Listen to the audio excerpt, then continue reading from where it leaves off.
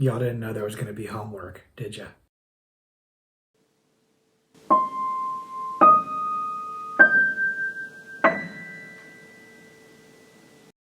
Hello, everybody, and welcome back to the Horror Movie Syllabus.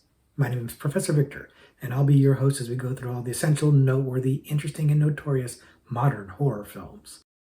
If you're new to the channel, I recommend you check out the introduction video. It's going to give you a pretty good sense of what we normally do here at the Horror Movie Syllabus, which is, in short, to look at a particular subgenre of horror and then pick 3 movies from that subgenre to explore. But today we're doing something very, very different, something that we've never actually done before on the channel. We're going to go ahead and do a new series called Required Reading.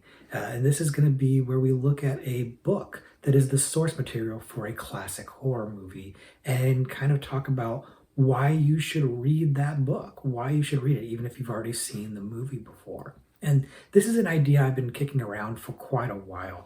Honestly, the idea first came to me when my friend Tom, who is an amazing artist, did this painting for me right here a few years ago. It was a while ago. He did this for me. I love this painting. And it gave me this idea for doing something book related for the channel. So thanks to Tom for that. I'll leave a link to his Instagram in the description below because he's quite talented. And I think if you like movies and things like that, you're bound to like a lot of his work. So thank you, Tom, for the painting, and thank you for the idea. And this is a movie that an idea for this has been kind of sitting with me for a while, and it's kind of a hard one because I have a movie related channel, not a book related channel. But obviously, this kind of ties in pretty well. This idea of wanting to do something book related that's tied to horror movies, and this was what I came up with. And I decided to start with Silence of the Lambs. And Silence of the Lambs is a book I love and a movie I love. I've talked about the movie on the channel before, and the reason I picked this one was honestly because it has a bit of a personal meaning to me. See, my father was a big fan of Thomas Harris. Thomas Harris being the writer of Silence of the Lambs. And I remember, gosh, I must have been about 14 or 15 years old. We were at the movie theater, and there's one of those cardboard standees in the lobby for the Silence of the Lambs, and I'd never heard it before. I knew nothing about it. And I remember saying something like, that's a dumb title for a movie. But my dad was really excited about it. He was like super excited. I'm like, what is this? And he's like, oh, you've never read these books. You need to read these books, because he was a big fan. And I think at that point, Thomas Harris has probably 3 novels at that point. It's going to be Black Sunday, and then, Red Dragon, and of course, Silence of the Lambs. And so when we went home, he started me with Red Dragon first. He had me read that first. And I absolutely loved it, devoured it. And then, of course, Silence of the Lambs, devoured that too. And then I understood why he was so excited about the movie coming out, because at that point now I was excited for it as well. So now when I think of Silence of the Lambs, the book, it makes me think of my dad, who passed away a few years ago. And so I have a kind of a special connection to it. So to me, that felt like this was the right one to start with. But also, it's the right one to start with because it's an exceptional book for an exceptional movie. So what better way to kick off this new series, which admittedly will be kind of a sporadic series. I frankly don't read enough to make this a really regular thing. I'm too busy watching movies and TV, baseball, frankly, to get a lot of reading in. So it takes me a little while to get to a book and get through a book, but we will do more of these in the future, especially if you guys like them. But I'll do at least 1 or 2 more for sure. And if it's something people like, I'll keep going. But this is one that I definitely want to check out. And the idea here is to talk a little bit about the book, not so much in terms of like comparing the book and the movie and like what's different, what's the same. I think there's a lot of stuff out there for that already. But this is more just to kind of talk about what is in the book. What value does reading the book have if you've already seen the movie? Why should you still read the book? If you've already seen the movie, you already know what's going to happen. But because of that, we will be talking a lot about comparisons between the book and the movie in having that discussion. So there will be spoilers for both the book and the movie. So just be aware of that. And but if you've seen the movie, you probably know a lot about what's happening in the book, because it is arguably one of the best book adaptations I've ever seen. And I think I talked about that when I talked about the movie in one of my previous HMS videos. I talked a little bit about the book and how it's so faithfully adapted by the movie. And I think I said in the video that the only difference was that Clary Starling doesn't get her badge at the end of the book. and she doesn't graduate. She has to repeat classes. And I reread this book for this a while ago. I was actually supposed to do this video about a year ago, and I'm getting to it now because life gets in the way. But I noticed when I reread it that that's not entirely accurate of a statement. Clarice is not shown getting her badge at the end of the book, but it doesn't say for sure that she did not graduate and that she had to repeat classes. It's just heavily implied. Throughout the book, there's a lot of talk about her missing school to work on the Buffalo Bill case, and it's implied that she'll have to take classes over again and have to get what they call recycled. Now that's one of the bigger the changes between the book and the movie, and that's the thing about this is pretty interesting is that the book is littered with a lot of additional detail that is left out of the book, but I feel like that's usually for the benefit of the movie. Like pretty much any book adaptation, you're going to wind up streamlining things a bit to fit it into a 2 hour movie. So a lot of stuff's going to get cut. And I think a lot of the stuff that gets cut from the book is stuff that is arguably stuff that should be cut or makes sense to be cut. But what's really surprising is what's not cut. The book is really faithfully adapted. I think I've said it before, and I think a lot of people share this opinion. They really do a great job of adapting so much of the book and getting so many of the little details in there, and like dialogue that is in the movie comes straight from the book. A lot of it is just straight verbatim from the book, and the descriptions of things like locations and characters in the book aren't contradicted by the movie. I wouldn't say that the movie necessarily completely captured every character like exactly like they're described in the book, and we'll talk about that a little bit more later. But nothing in the movie contradicts the description of the book. So when you're reading the book, if you've seen the movie, you won't help but be able to think of Anthony Hopkins and Jodie Foster and Scott Glenn and in these roles because they fit in the book. And that works for me. That's good because those performances are fantastic. So when you're reading the book, you're visualizing the characters that you have from the movie, and it's very effective. I like that the dialogue is very memorable. Like a lot of the memorable lines are in the book that are in the movie, but also these little details, sometimes big ones, sometimes small ones, sometimes shocking ones. Like there's that scene when Jodie Foster's character Clarice Starling is going under the door that she's jacked up for the storage unit, and she's telling the guy, hey, if this door falls, and she kind of laughs a little bit, like this nervous laugh. That's literally straight from the book. The book actually describes that nervous laugh, and they put it in the movie. So there's these little touches that are very specifically adapting the book. And then there's some like more dark ones. I think I talked about this in my video when I talked about the movie. Multiple Miggs and what he does to Clarice and throwing his semen on her, frankly, is in the book, and I was shocked that it was in the movie when I saw the movie. Like, so details like that you wouldn't think they would carry over into the movie because it's a little too risque, a little too gross, a little too whatever. They actually did. They really didn't pull the punches in the movie in adapting the book for the most part. Like they did leave some stuff out in terms of like some of the details about making a skin suit and stuff like that. They don't go into it as much, and I don't think they needed to, but they did actually leave some of that stuff out. But a lot of that stuff got left in little details, like the description of what the nurse that Hannibal bit her tongue out and ate it. The same thing that's in the book as in the movie. They don't show the picture. They don't describe the picture. They have Dr. Chilton explaining what's in the picture. Very effective, and they captured that in the movie so well. Little details like Catherine, the victim's cat, being in the window when she gets taken by Buffalo Bill. Just like little details that they made sure were in the movie that don't really need to be in there, but it adds something when you see the movie having read the book.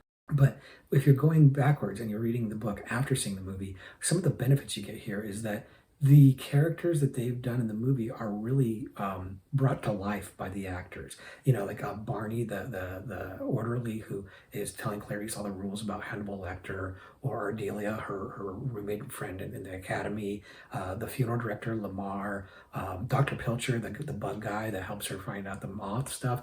These characters are very memorable in the movie, and they're much more fleshed out in the book. They're given more meat on the bone, if you will, more personality, and they're much more interesting characters. And it's interesting because the book has the time to kind of give you this information about these characters, and the movie kind of has to streamline things because again, it's like a 2 hour movie, right? So this is one of those places where it makes sense to nip and tuck, but they still did such a good job of in just a little bit of time giving you really memorable, interesting characters that I probably, if you've seen the movie, you probably remember these people when I mention them to you because they do stand out a little bit. They're much more in depth in the book.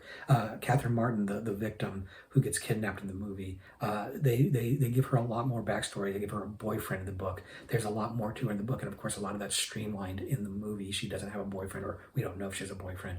Instead, they just opt to have like her singing along to Tom Petty, and just in that one scene, you're endeared to her. You like her just because we've all been in that spot where we're singing along to the music in our car by ourselves. So the movie found really good ways to capture the spirit of these characters in a much more truncated fashion, but it's really rewarding and interesting, at least if you like these characters like I do in the movie, to get them more fleshed out in the book. It's one of the biggest reasons to read the book is getting that backstory, the extra stuff about these characters, and none more so than Clarice and Agent Crawford, her boss. These two characters are given a lot more backstory and interaction with each other that really fleshes out their whole dynamic, their relationship, and gives it a whole lot of more flavor. Like it's not something that you would necessarily feel like is missing from the movie, but when you read it in the book, you're like, wow, this really expands it. Like there's a lot more character detail, specifically things like Jack Crawford has a sick wife.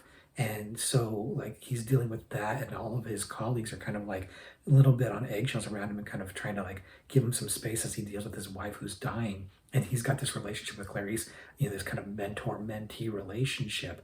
But there's also like this added layer of oddness or awkwardness because he's got this dying wife and there's like this, it's not an overt sexual tension or anything like that, but it is kind of an awkward thing that's in the book. So when Hannibal Lecter in the movie says something about, do you think Jack Crawford fantasizes, having sex with you? And it kind of comes off as crude and a little out of place. In the book, it doesn't because he's picking up on there is some sort of energy between them. It's kind of awkward and weird because he's in this weird, like odd state with his relationship, with his marriage, and Hannibal has picked up on that. So it's something that it doesn't really come off terribly strange or stand out as weird in the movie when you're watching it, but when you see it in the book, it makes so much more sense. It really does add a lot more to it. And there's a lot of stuff about like the interactions with Hannibal in particular that wind up being a lot more nuanced and explained a lot better. So in the movie, you get him saying anagrams and riddles, things like, check out your self-storage, and that's an anagram. Miss Moffat is an anagram, and he's kind of giving her all these clues and riddles. And in the book, it's a lot more straightforward investigation. It's a lot more of her doing the legwork to try to find stuff out rather than it's her solving riddles like Batman. You know what I mean? It really is focused more on the investigation because it has the time to do that. The movie has to truncate that and get you there faster, and that's fine. It works perfectly fine in the movie. But in the book, it's really nice to have it be spelled out a little more, especially if you like investigation stuff, which I do. I find that stuff kind of fascinating. So the detail that the book goes into on those things is really interesting. Like the stuff about the moth and how how it's found and the discovery of it and what it means is all spelled out a little bit better and a little bit more fully. Again, it's not something you necessarily miss in the movie. It's not something you need in the movie, but it is something that enhances all of it. And once you've read the book after having seen the movie and then you watch the movie again, so much of it feels richer because you have this backstory and you're like, oh, this stuff actually makes sense. Some of these things you won't realize there's logic leaps in the movie till you read the book. And then when you go back and watch the movie, you're like, oh yeah, I just blew right past that. It never bothered me that she did X or thought of Y. But now I know how and why she did that. This is particularly true with Clarice's character because they really do a good job of explaining like her aptitude for things like forensics and her aptitude with a gun. That's actually a big one that I think is pretty neat because when you read the book, you see that she's actually quite adept with her gun. She's a really good marksman. So at the end, when she shoots Buffalo Bill, she gets the drop on him even though he's behind her in the dark and can see her. Like it makes more sense in the book because it doesn't seem as implausible or lucky because you know how good she is with a gun. That's a nice little detail that fleshes things out again when you watch the movie again after having read the book and you see that you're like, oh yeah, because Clarice is really good with her gun. You don't really show that in the movie. You just kind of accept it. You're like, okay, she got lucky or whatever, and she didn't get lucky. She's really good, and the character of Clarice is the one that I think benefits the most from reading the book. Is you really get so much more of her backstory, and some of the details are changed a little bit, like and the details that did make in the movie are still so much to give you enough of a feel for her character, but the book just expands on it so much. There's little things like the fact that she's a trainee, she's a student, so there's still like this issue of like confidence versus lack of confidence. Little things like the Vicks vapor rub thing that they put on their noses when they're examining the body at the funeral home, and to help with the smell. She doesn't know how to use it. You know what I mean? It has to be explained to her, which by extension explains it to the reader. But these little details just kind of endear you to her and put you like in her shoes, and it even more so than the movie, in my opinion. Like, the movie does the same thing and it does it really well, and she's a wonderful character in the movie, but you really understand her more and you admire her more in the book because you get all of these details about what she is capable of doing and all the kind of things that she has to overcome in terms of sexism and ageism and just being a woman in a man's world kind of thing. Thomas Harris actually does a really excellent job of writing this female character, and it's noteworthy because it's not always the case. But where some of the most interesting things, both good and bad, I guess I'd say, between book and movie, come in Hannibal Lecter himself.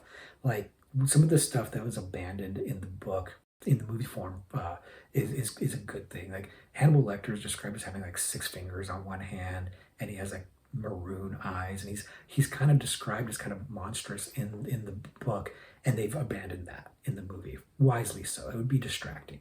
It's much more interesting to have him be just a regular man, but have him be incredibly intimidating and captivating, which, thanks to Anthony Hopkins, he actually is. And the stuff about his observations, again, with the backstory you get, they seem much more impressive and creepy because he really is very perceptive. And when you have this backstory, you as an omniscient reader have this information as well, but Lecter having it is unsettling. Now, sometimes the differences or the changes don't make a lot of sense. Like I think it's Amaretto that he has instead of Chianti when he has the liver with the fava beans and nice Chianti. Why do they change it? I don't know. Maybe it just sounds better. Maybe it just rolls off the tongue better. I don't think it matters. And that's the thing. A lot of the changes, a lot of the stuff that gets left out in the movie from the book is stuff that is either weird stuff like the six fingers, the maroon eyes, or it's stuff that's like distracting like that, or it's just stuff that doesn't really matter. Changes like that, or changes from horses to sheep, horse ranch instead of a sheep ranch. These things don't really matter all that much.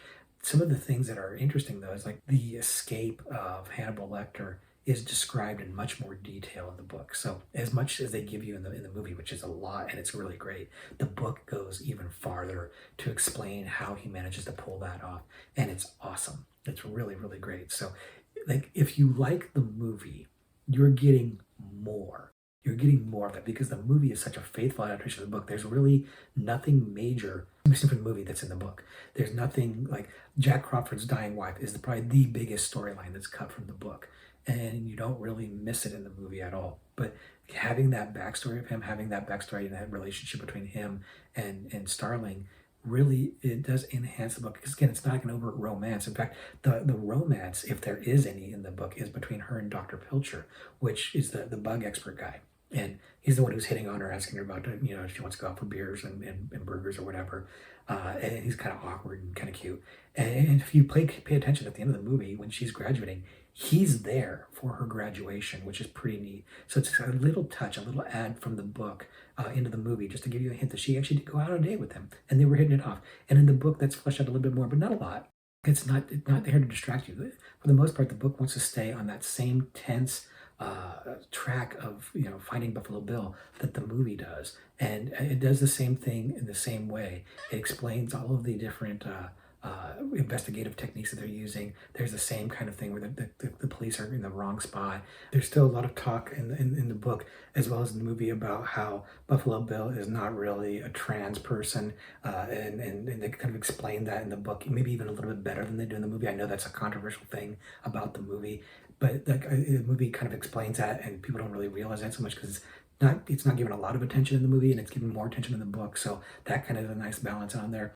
Catherine, the victim, getting a lot more fleshed out in the book is interesting too, because it really humanizes her quite a bit. There's a lot of additional meat in this book that makes reading it interesting, because if you know the movie really well, like I do, when you read it, it's like filling in blanks that you didn't even know were there. And then when you go and rewatch the movie, it just feels like just a much more enhanced experience. And that, I think, is the biggest reason why you should read the book after having read the movie. I know you know what happens, because the movie, like I said, it doesn't deviate from the story. It's pretty darn exact in terms of the story, in terms of a lot of the details and plot points and scenes. They're all straight from the book. So you'd be like, well, I don't need to read the book, I've seen the movie. And that's a fair point. But I do think if you really enjoy the movie, you will get more out of it by reading the book.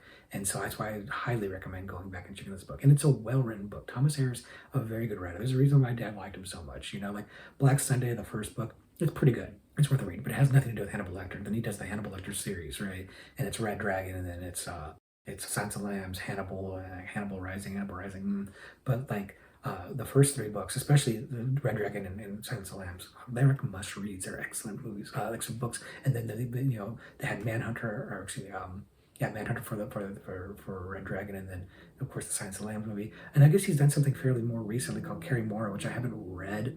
I don't know much about it. When I was doing some research for this video, I saw that he has that, and I haven't read it yet. But I do think that he is a very good writer. The books go down like candy. They're really captivating. They really suck you in. So I think it's a pretty quick and easy read, and it's a captivating read. And again, if you like the movie, you're gonna like the book.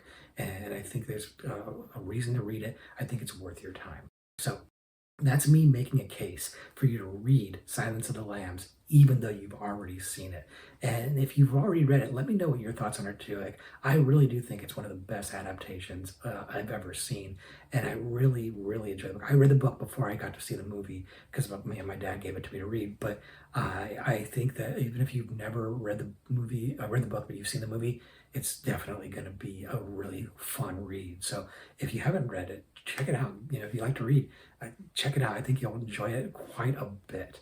And let me know, if not only if you read the book and what you think of it, but what you thought of this video. Like I said, I might do a couple more of these. They take me some time to read a book, just because I know who I am, and you know how long it takes me to read. But I'm having fun with this. I really enjoyed talking to you about this, and kind of just sharing a little bit of my passion for this novel personally, right? I just really like this book a lot. It means something to me. And there's a couple other ones on my list that I think I'm going to share with you guys. So let me know if you liked this one. Let me know how you feel about this format, because I'm kind of like, I don't know, I decided to film here because it's kind of like my little library, I guess. And let me know, if you got any constructive criticism or feedback, I'd be happy to hear that.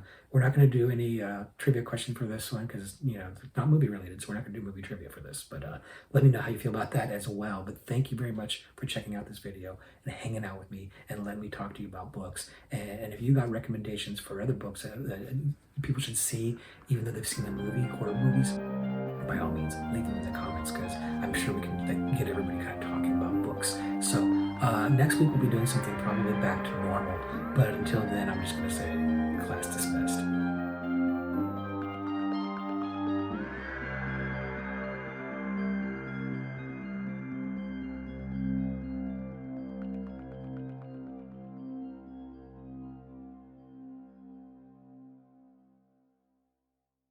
A lot of the same talk about how, oh, hello.